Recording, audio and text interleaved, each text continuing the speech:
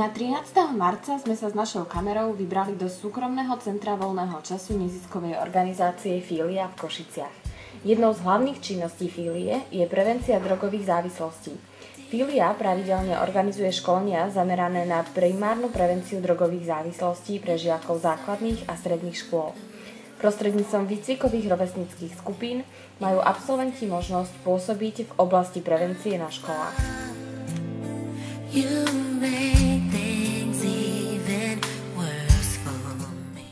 Je to program primárnej prevencie drogových závislostí, nie je špecificky určený len na prevenciu fajčenia alebo konzumácie alkoholu, užívania iných drog, ale aj lektori jednotlivých workshopov venujú pozornosť všetkým drogám, tak legálnym ako aj nelegálnym.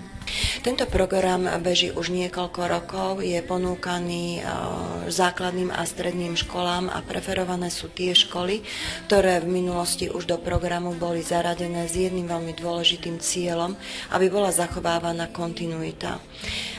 Do programov sú zaraďované spravidla deti 7 ročníkov, žiaci základných škôl 7 ročníkov a stredoškoláci z 2 ročníkov, tak aby bolo možné v spolupráci so staršími kontinuitu tejto práce v oblasti prevencie drogových závislostí na školách zachovávať. V tom, v čom je tento program špecifický, je ešte to, že sa ho zúčastňujú spolu so svojimi žiakmi aj učitelia, aby sme vytvárali čo najlepšie podmienky pre vstup týchto pripravených detí aj do školskej politiky v oblasti prevencie drogových závislostí. Na workshope boli interaktívnym spôsobom prezentované potrebné a očakávané informácie. Účastníci mali možnosť pýtať sa odborníkov na to, čo ich zaujíma, aby si tak vytvorili zmysluplnú predstavu o prevencii drogových závislostí. Jedným z prednášajúcich bol aj docent doktor Pavol Jarčuška, PhD, prednášajúci na Univerzite Pavla Jozefa Šafárika a zároveň známy odborník na pohlavne prenosné a cudzokrajné choroby. Jeho prednáška bola venovaná hlavne AIDS, o ktorom nám bližšie porozprával.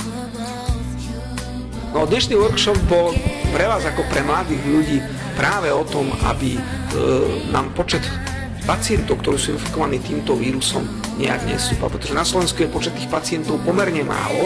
My máme 250 zhruba infikovaných pacientov na Slovensku, aj to je kumulatívny počet, čiže aj s tými, ktorí už na ochorenie, ktoré spôsobuje vírus HIV, čiže AIDS, zomreli.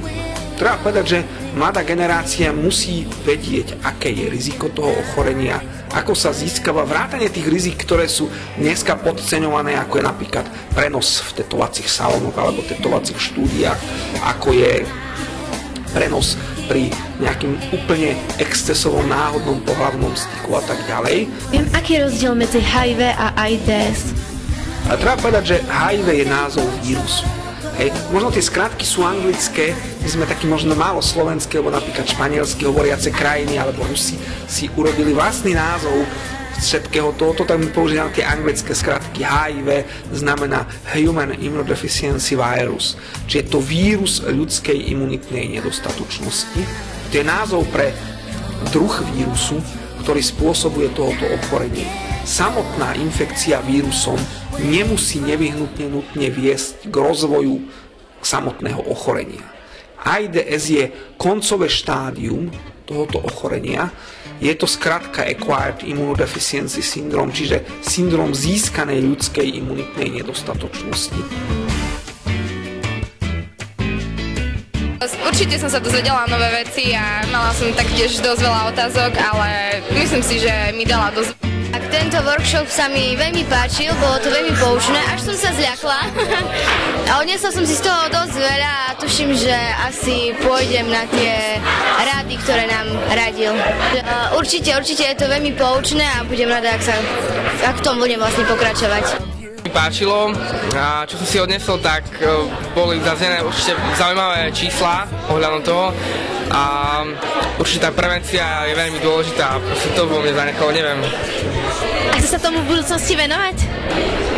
Tak možno troška, proste pomáhať ľuďom, malom okruhu ľudí. Veľmi zaujímavé a veľa nových informácií zaujímavých, čo vlastne prispelo k všetkým tým vedomostiam, ktoré už mám a obnovilo ich a dalo viac ich tých vedomostí. You know we're loving at first drive. I'm with you.